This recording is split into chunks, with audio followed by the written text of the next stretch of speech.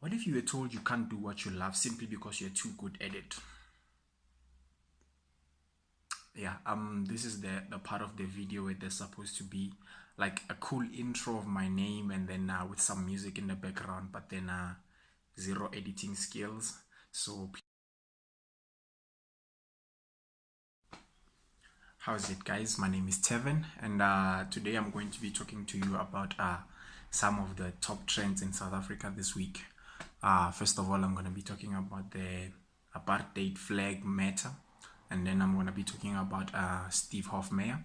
I'm going to be talking about the elections, the upcoming elections, and then lastly, I'm going to be talking about the Caster Semenya issue. Anyway, let's get into it. The first matter is the apartheid flag matter. So it's a court case court case between the Nelson Mandela Foundation and AfriForum. Nelson Mandela Foundation proposed that the display of the flag be banned because the flag represents a symbol of a crime against humanity. Apartheid, a crime against humanity.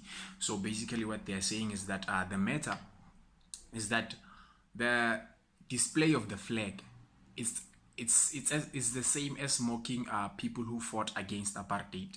It's the same as celebrating the crime that was apartheid. It is the same as hate speech. So that's the main argument, that it's hate speech under legislation, and AfriForum is opposing the matter. But their argument is not the fact that they disagree with the fact that the apartheid flag could be hate speech.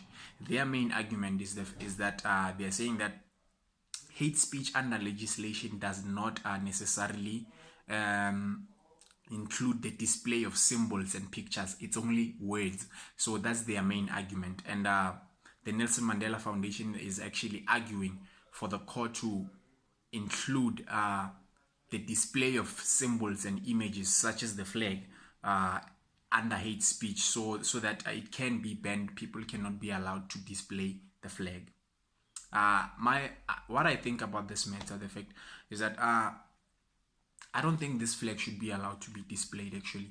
Like, number one, for example, if you look at the Nazi flag, Germany regulates, there are laws that regulate the display of that flag. So I don't see a reason why there shouldn't be laws in South Africa regulating the display of the old apartheid flag, because these are basically the same things. They have a lot of similarities. So if a Nazi flag can be regulated in Germany, why can't an apartheid flag be regulated in South Africa? Maybe the flag can be put up in a museum or somewhere. That's the only place where that such a flag can be displayed as a symbol of history, not to be displayed by people who actually put it outside of their houses. Because basically, actually, if you look at usually people who do such things, these are people who like saying things like they miss the good old days when South Africa was a good country, was a strong country. But then the question to that is, if those people who say they miss the good old days of South Africa, these are mostly white people. They were never the good old days for black people. When you say the good old days, there was never a time when South Africa was good for black people. Even now, during the democratic era, there are some changes, but life is still hard for black people. And it was worse during apartheid. So people who say they miss the good old days, that's the thing that I don't really understand. So that's why I don't understand the display of this flag. I don't understand why people want to celebrate this flag. Okay, now let's go into a bit lighter matter. It's Steve Hofmeyer. Okay, number one, two questions. Who is Steve Hofmeyer? Steve Hofmeyer is a South African Afrikaans musician. Yeah, that's basically it. He's an Afrikaans musician. He's a singer. Number two, why is Steve Hofmeyer? Yeah, I know. This guy is trending because a few weeks ago he actually went on to Twitter to say that black people allowed for apartheid to happen. it was basically the same thing that Kanye West said some time ago about slavery, saying that slavery was a choice. So this guy, after saying this, he was obviously, as you can imagine, saying things like that. There was some backlash, so people retaliated, and he had an upcoming concert, and people pushed for sponsors to drop him. Uh, Sponsors such as Toyota and MultiChoice, yes. So they pushed for those two sponsors to drop him, and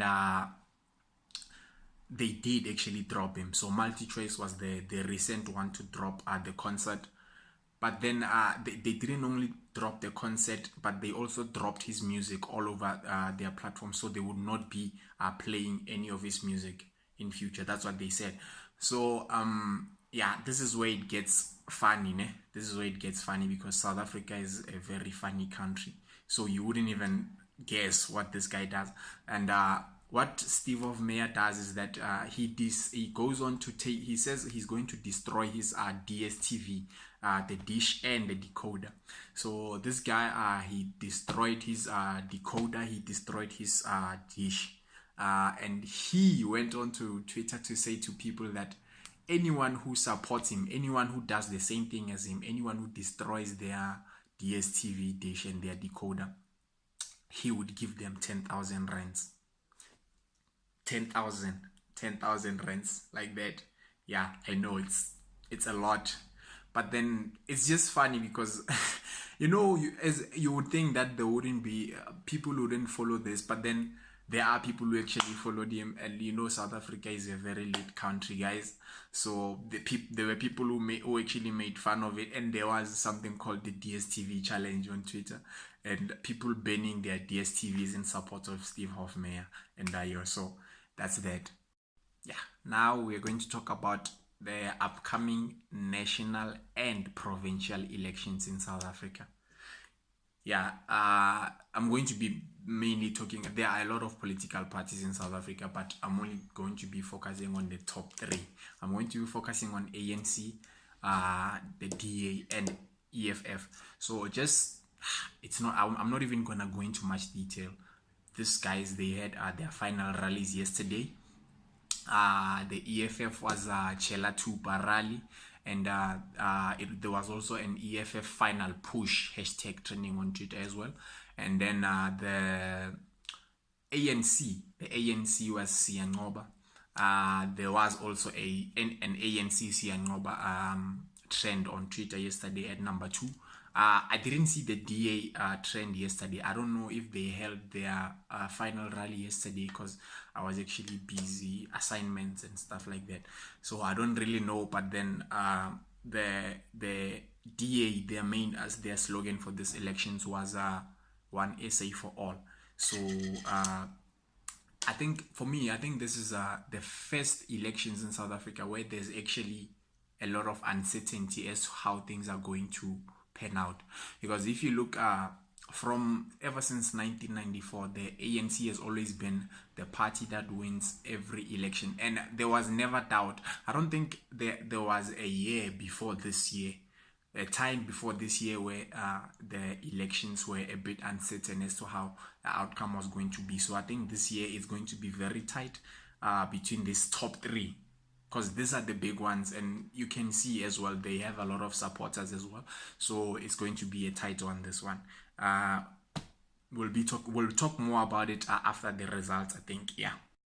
Okay, lastly, let's get into this one. Caster Semenya, born a female with a higher than normal levels of testosterone in her body, resulting in her being able to endure more in a race, to be able to run a bit faster than others in terms of the way her body burns energy. So yeah, now the fight is against her and the IAAF. The IAAF are fighting that she has an unfair advantage over her competitors, the people running against her. They're complaining about that. So this was a court case, and she lost the court case. So the IAAF would be able to institute laws that force her to take hormone suppressing medication. This would result this would be able to lower her testosterone levels and make sure that her testosterone levels are the same as those of her competitors, and therefore making the race a fair one. So yeah, the argument from the onset, it looks and sounds like it's a fair argument, but then the problem comes here. In 2009, when they first took her for tests to determine if she was a female after her first big win, this was simply based on her looks. So look at the current world record holder for the 800 meters race, the very same race that Caster Semenya specializes in. This is the only record that she hasn't broken as yet. The person who holds that record, go and look at that person, Jamila. Her name is Jamila Karatoshvilova. Yeah, forgive me for that butchering. Yeah, that's her. She holds that record, and Caster Semenya still hasn't beat the record. Just go and look at it and ask yourself this question: why wasn't she subjected to the same tests as Caster Semenya? Simply based on her looks, because that's what happened in 2009 with Caster Semenya being taken for tests. Yeah. And then number 2, Michael Phelps, Olympic swimmer. He basically owned the swimming arena for the better half of the past 10 years. So the problem here is that Michael Phelps it was found that his body produces 50% less lactic acid, and therefore giving him an advantage over his competitors in the fact that so in summarizing it, you can go and read on the matter, but it enabled him to be more to have more endurance in the pool when swimming against other swimmers. So that's basically the thing. And after finding out that he has that advantage over his competitors based on his genetics, the sporting organizations didn't subject him to the same treatment that they're subjecting Caster Semenya to. So that's the thing. Why wasn't he subjected to that as well? Why didn't they take him to court to force him to take medication to increase his lactic acid levels? Why? Because they actually, if you look at the matter, they actually went on to celebrate this guy, to say that it was lucky on him that he has an advantage, and that's where the matter ended basically. So that's where my problem is with this matter. Caster Semenya is being subjected to something that no other athlete who has been found in her position has been subjected to that. That's my opinion on the matter. I don't know what you guys think. You can look at this. You can give me what you think. You can tell me what you think in the comments. Okay. And the other thing is that after her losing the court case, the World Medical Association, the president of the World Medical Association, went on to say that doctors he advised doctors not to take part in this matter, because after the IAAF won the court case, they would basically be able to get a doctor to give her the medication. So the World Medical Association advised to say doctors shouldn't be able to do this, because number one, her condition is not an illness. So you cannot try to manage something that's not an illness. It's not an ailment to her. It's not a problem to her. So by giving her hormone suppressing hormones, they would basically be going against their code of not doing harm to anyone. So that's what the World Medical Association said. I don't know what you guys can say, so you guys can tell me what you think below.